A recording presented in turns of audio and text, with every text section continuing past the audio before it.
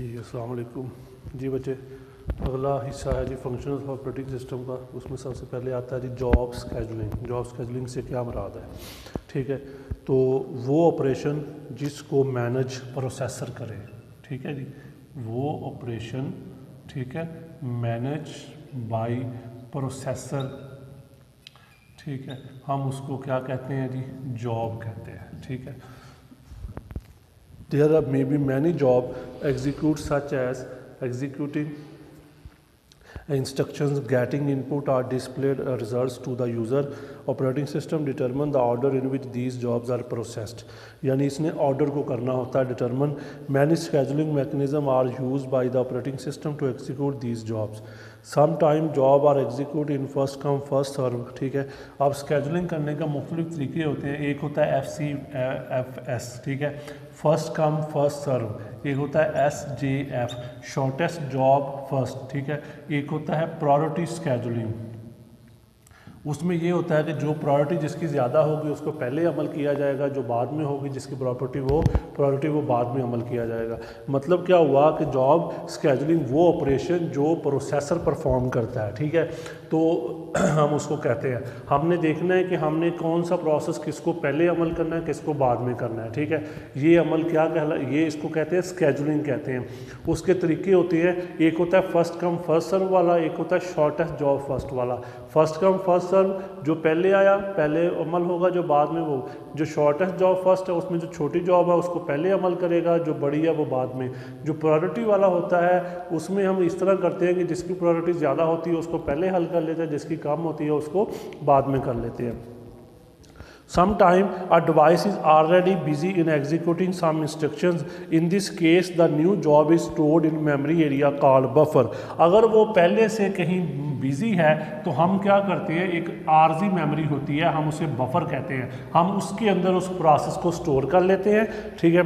For example, if there are 3 printing job, the printer can print only 1 job at a time. The print operating system send the next 2 job in the buffer. It is known as spooling. अब ये अमल क्या कहलाता है जी, spooling कहलाता है। दोबारा सुन लीजिएगा ज़रा कि अगर एक डिवाइस है वो पहले से बिजी है लेकिन आपने अगली हिदायत भेज दी, तो क्या करेगा वो जो अगली हिदायत है उसको स्टोर करने के लिए एक आर्जी मेमोरी होगी, उसको क्या कहेंगे, बफर कहेंगे, ठीक है। बफर में स्टोर कर लेगा। ये अमल क्या कहलाएगा, स्पूलिंग कहलाएगा। यानी एक डिवाइस बिजी है और उसकी जगह आपने किसी और को इस्तेमाल कर लिया, वो स्पूलिंग कहलाता है, ठीक है। तो इसको हम स्पूलिंग का नाम देते हैं इसके, ठीक है जी। तो the job in the buffer is said to be queue. When printer completes the job, it gets the next job from buffer and execute. This is done by the program print spooler. इसको क्या कहते हैं जी, print spooler का नाम देते हैं। इसके बाद ये आता है हमारे पास डिवाइस कंट्रोलिंग, ठीक है। अब जितने भी हमने हार्डवेयर कंप्यूटर से अटैच करने होते हैं, ठीक है, उसके लिए हमें क्या होता है, डिवाइस ड्राइवर चाहिए होता है। डिवाइस ड्राइवर यानी जब हम कंप्यूटर से हार्डवेयर अटैच करते हैं साथ में हमें उसका सॉफ्टवेयर भी करना होता है, ठीक है, उसको कहते हैं डिवाइस ड्राइवर का नाम देते हैं। Operating system control all devices attach to the computer. The hardware devices are controlled with the help of small software called device driver. A device driver is a program that tell the operating system how to communicate with the device. Device से कैसे communicate होना है, ठीक है, इसको कहते हैं। Each device has its own set of command and require specific driver. हमने जो भी हार्डवेयर लगाना है साथ में उसका सॉफ्टवेयर भी लगाना है, उसको क्या कहते हैं, डिवाइस ड्राइवर कहते हैं, ठीक है। और उसकी एक्सटेंशन होती है .drv कहते हैं हम लोग उसे, ठीक है, उसकी एक्सटेंशन को। तो ऑपरेटिंग सिस्टम जो आजकल हमारे पास आ रहे हैं वो लेटेस्ट है, उनके पास पहले से हिदायत होती हैं। वो क्या करते हैं, वो फिर उनको, ठीक है, इस तरह, ठीक है, ऑटोमेटिकली डिटेक्ट करते हैं और साथ में उसका ड्राइवर भी इंस्टॉल कर देते हैं। तो हम उसको कहते हैं प्लग एंड प्ले, यानी प्लग एंड प्ले। आजकल आपने USB लगाए ना कंप्यूटर से, ऑटोमेटिकली वो उसको इंस्टॉल कर देता है, ठीक है। क्यों, क्योंकि उसको कहते हैं प्लग एंड प्ले। वो लगाए और उसको खुद ही उसका इंस्टॉल कर देता है। ये अमल क्या कहलाता है, प्लग एंड प्ले। ठीक है जी। बाकी समझ लगी, मतलब प्लग एंड प्ले से क्या मुराद है कि आप हार्डवेयर लगाएं और ऑटोमेटिकली उसका साथ में ड्राइवर भी इंस्टॉल हो जाए, हम उस अमल को प्लग एंड प्ले का नाम देते हैं। इसके बाद जी ठीक है, अगला फंक्शन है एक्सेसिंग द वेब। अब हमारे लिए ठीक है पॉसिबल करना कि हम वेबसाइट तक रसाई हासिल कर सकें, ठीक है, तो उसको कहते हैं accessing the web. Operating system provide the facility to connect to the web, it guide the user to set up a connection between computer and internet service provider. यानी इसने कनेक्शन बनाना होता है किसके दरमियान, आईएसपी और यूज़र के दरमियान। ISP कहते हैं इंटरनेट सर्विस प्रोवाइडर, वो अदारा जो आपको इंटरनेट की सहूलत देता है उसे कहते हैं, ठीक है। तो इसमें some operating system also provide the facilities of web browser and email program, और ये आपको वेब ब्राउज़र की सहूलत भी देता है, यानी वो प्रोग्राम जिसके ज़रिए आपने ठीक है इस्तेमाल करना होता है वेबसाइट्स को, यानी वेबसाइट को ब्राउज़ करना है, उसके लिए जो प्रोग्राम होता है उसे ब्राउज़र कहते हैं। और वेब ईमेल, अगर हमने ईमेल करनी है उसकी भी सहूलत आपको देता है। यानी मतलब क्या हुआ कि यूज़र के लिए वो एनवायरनमेंट बनाना कि वो इंटरनेट को इस्तेमाल कर सके, उसे कहते हैं एक्सेसिंग द वेब। इसके बाद अगला है जी मॉनिटरिंग परफॉर्मेंस। अब हमने क्या करना है, हमने जितनी भी डिवाइसेस हैं उन सब की परफॉर्मेंस को चेक करना है। ये भी ऑपरेटिंग सिस्टम की ज़िम्मेदारी है। ऑपरेटिंग सिस्टम की ज़िम्मेदारी होगी कि जितने भी कंपोनेंट्स रनिंग में हैं उन सब की परफॉर्मेंस को चेक करें, क्या वो प्रॉपरली स्मूथली काम कर रहे हैं और उसमें किसी किस्म का कोई प्रॉब्लम तो नहीं आ रहा। ये भी इसकी ज़िम्मेदारी होती है, यानी परफॉर्मेंस को मॉनिटर करना, यानी मतलब प्रोसेसर जो है, क्लॉक है, नेटवर्किंग है, ये तमाम कंपोनेंट्स जो है वो अपना काम पूरा कर रहे हैं, उसमें किसी किस्म का कोई प्रॉब्लम नहीं आ रहा, ठीक है। तो अगर कोई प्रॉब्लम आता है उसको ठीक करना इसकी ज़िम्मेदारी होती है ऑपरेटिंग सिस्टम की। यानी ऑपरेटिंग सिस्टम ऐसा एनवायरनमेंट देता है कि वो तमाम कंपोनेंट्स को एट अ टाइम चेक करेगा और उनको स्मूथली रनिंग में हेल्प करेगा। हाउसकीपिंग सर्विस, ठीक है।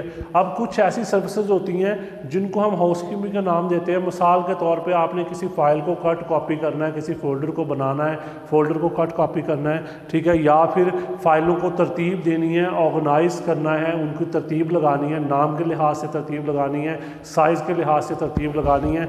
ये अमल होता है हाउसकीपिंग सर्विस। मसलन फॉर्मेटिंग एंड कॉपिंग डिस्क, यानी फॉर्मेट करना, कॉपी करना, डिस्प्लेइंग लिस्ट ऑफ फाइल और फाइलों की लिस्ट शो करना, checking amount of used free space, organizing, copying, renaming और क्रिएटिंग शॉर्टकट्स। यानी कि ये तमाम चीज़ें किस में आ जाती हैं, हाउसकीपिंग सर्विस में आती हैं। यानी जब आपने वो काम, ठीक है, जो जिसमें आप लोग, ठीक है, फाइल और फोल्डर के मुतलका होता है, ठीक है, उनकी तरतीब वगैरह, उनके शॉर्टकट्स बनाना, उनको कट कॉपी करना, ठीक है, ये चीज़ें किस में आ जाती हैं, हाउसकीपिंग सर्विसेज में आती हैं। इसके बाद जी अगला फंक्शन है जी कंट्रोलिंग नेटवर्क। अब हम कंप्यूटर, ठीक है, आजकल का हमारा मॉडर्न दौर है, हम नेटवर्किंग के साथ अटैच भी होते हैं, तो नेटवर्किंग के साथ अटैच करना है तो हमें नेटवर्क को मैनेज भी करना होगा। तो ऑपरेटिंग सिस्टम की ज़िम्मेदारी होगी कि वो नेटवर्क को मैनेज करेगा, यानी जो नेटवर्क के साथ हम कनेक्ट हैं उसमें सिक्योरिटी का भी ख्याल रखेगा। Some operating system are network operating system, ठीक है, तो these are the operating system that support network. In network operating system organise हो multiple user access and share resource. यानी इसने, ठीक है, इस चीज़ का ख्याल रखना है कि चीज़ों को आपने कैसे शेयर करना है, कैसे उनका ख्याल करना है, कैसे रिसोर्स को बनाया जाएगा। तो ये चीज़ें कंट्रोलिंग नेटवर्क में ये भी ऑपरेटिंग सिस्टम की ज़िम्मेदारी होती है, किस रिसोर्स को आपने एक्सेस देनी है, किसको नहीं देनी, कौन सा यूज़र जो है उसकी कितनी, ठीक है, होगा, राइट्स होंगे इस्तेमाल करने के। ये चीज़ें जो होती हैं ये कंट्रोलिंग में आ जाती हैं। इसके बाद अगला आता है जी एडमिनिस्ट्रेटिंग सिक्योरिटी, ठीक है, यूज़र नेम एंड पासवर्ड। अब आपने यूज़र नेम और पासवर्ड देना है ऑथराइज लोगों को, जो उसका मालिक होगा, यानी जिसके पास उसका यूज़र नेम पासवर्ड होगा वही उसे इस्तेमाल करेगा। इसने ये चीज़ ध्यान में रखनी है, ठीक है। तो operating system manage the security of computer system as well as data and program stored on it. Security is normally maintained by using user ID and password. Each user has to enter user ID and password to log on. यानी हम इसके लिए user ID और password लगाते हैं data को inter करने के लिए, सिक्योरिटी के लिए, ठीक है। ये क्या करेगा, ये डाटा को प्रोटेक्शन करेगा, यानी आपके पर्सनल डाटा तक रसाई जो है वो किसी मुमकिन नहीं बनाएगा। इस तरह हम, ठीक है, अपने नेटवर्क पे भी लगा सकते हैं, अपने कंप्यूटर पे भी लगा सकते हैं। इसके बाद लास्ट ऑप्शन होती है हमारे पास यूज़र इंटरफेस। इसमें एक होता है graphical interface. Graphical user interface, ठीक है। और एक होता है कमांड लाइन, एक क्या होगा, कमांड लाइन इंटरफेस होता है, ठीक है। और एक होता है मेन्यू ड्रिवन, ठीक है। ये तीन किस्म के हम इंटरफेस पढ़ते हैं, यानी वो एनवायरनमेंट, वो माहौल जिसमें यूज़र ने काम करना होता है, हम उसे इंटरफेस कहते हैं। तो इंटरफेस वो, ठीक है, एनवायरनमेंट तीन तरह का होता है। एक होता है ग्राफिकल, जिसमें हमारे पास विंडो आइकन्स मेन्यूज़ वगैरह होते हैं, हम उसे ग्राफिकल कह देते हैं। और जिसमें हमने कीबोर्ड के ज़रिए कोई चीज़ें टाइप करनी होती हैं, जैसा कि डॉस वगैरह है, वो कमांड लाइन आ जाता है। जिसमें हमारे पास मेन्यूज़ होते हैं, उसको हम मेन्यू ड्रिवन कह देते हैं। ये तीन तरह का इंटरफेस है जो हम पढ़ते हैं, यानी कि मतलब ऑपरेटिंग सिस्टम आपको प्रोवाइड करता है, ठीक है, एनवायरनमेंट जिसमें आप अपना काम कर सकें, ठीक है। वो तीन किस्म का होता है। ग्राफिकल यूज़र इंटरफेस, जिसमें हमारे पास आइकन्स, विंडोज़ वगैरह होते हैं, और वो सबसे ज़्यादा फ्लैक्सिबल होता है, लेकिन उसको लिए रिक्वायर होता है ज़्यादा सिस्टम बड़ा और ज़्यादा मेमोरी चाहिए होती है, ठीक है। इस वजह से वो, लेकिन ये अगर अट्रैक्टिव होता है, ज़्यादा अच्छा होता है काम करने के लिए। ये हमारा आज का टॉपिक था। अपना ख्याल रखिएगा। अल्लाह हाफिज़।